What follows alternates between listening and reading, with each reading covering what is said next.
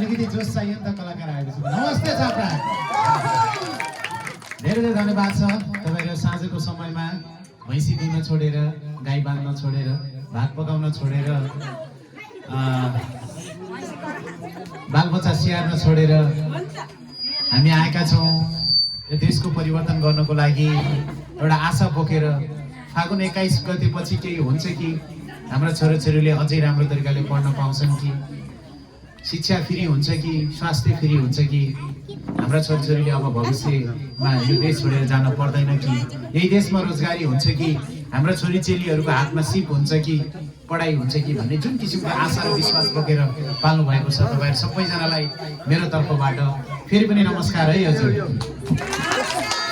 यहाँ सानो सानो भाइ बहिनीहरू पनि हुनुहुन्छ, त्यसैले धेरै राजनीतिक भाषण केही गर्न चाहिन। म तपाईहरुलाई एउटा मात्रै कुरा भन्न चाहन्छु। अबको हाम्रो यहाँ धेरैजना दलित समुदाय हुनुहुन्छ भन्ने पनि मैले थाहा पाएँ। म पनि बागलुङ जिल्लाको एउटा यस्तै समुदायबाट जन्मेर काठमाडौँ बसेर आफ्नो एउटा कर्म गरिरहेको मान्छे। तर यो देशले, यो राज्यले जहिले पनि नीतिमा, कानुनमा चाहिँ दलित समुदायको लागि यो गर्ने त्यो गर्ने भनेर लेख्ने, नियम पनि बनाउने, कानुन पनि बनाउने, तर त्यसलाई चाहिँ लागू चाहिँ नगर्ने। कहीँ एउटा विभेद सम्बन्धी घटना घट्यो भने कुनै नेता गएर हस्तक्षेप गरिहाल्ने, यसलाई चाहिँ गाउँतिर मिलाउनुहोस् भनिहाल्ने होइन। विशेष गरेर दलितका बालबालिकाहरूलाई प्राथमिकतामा राखेर शिक्षा दिनुपर्छ, दलित समुदायलाई प्राथमिकतामा राखेर राज्यको पहुँचमा पुर्याउनुपर्छ भनेर कानुन त लेख्ने, नीति पनि बनाउने, यो नयाँ व्यवस्थामा त्यो कुरा छ, तर त्यो राम्रोसँग लागू भएको छैन। कम्तीमा पनि हामी गएर अरू केही ठुलो कुरा गर्न नसके पनि कम्तीमा पनि तिमीले लेखेको कुरा त पुरा गर, भनेको कुरा त पुरा गर भनेर चाहिँ दबाब दिन सकिन्छ कि भन्ने हिसाबले चाहिँ म यो अभियानमा लागेको छु। मलाई विश्वास छ फागुन 21 गते हुने निर्वाचनमा तपाईले दुईटै मत यसपालि घण्टीमा हालेर यो एउटा नयाँ शक्तिलाई हामीहरूलाई सदनसम्म पुर्याउनु हुनेछ र तपाईहरुको आवाज बोल्ने मौका दिनुहुनेछ भन्ने मैले अपेक्षा राखेको छु।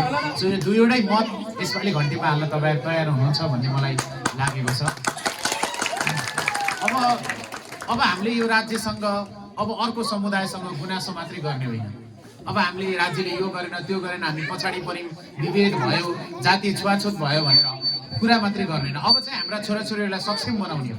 यी साना साना भाइ बहिनीहरूलाई डाक्टर, पाइलट, इन्जिनियर, कलाकार, अधिकृत, वकिल, नेता बनाउन सकियो भने राज्यको हरेक निकायमा चाहिँ हामीले हाम्रा छोरछोरीहरूलाई पुर्याउन सकियो भने बिस्तारै बिस्तारै समाज अन्तर्गुलन हुन्छ। सँगसँगै एउटै अफिसमा बसेर काम गर्ने वातावरण हुन्छ। अफिसमा भेट भएपछि मन मिल्ला, बिहे होला, अन्य जातिसँग पनि हाम्रो स्तर मिल्दै जान्छ। त्यसले गर्दाखेरि समाजको विभेद अलिकति कम हुँदै जान्छ।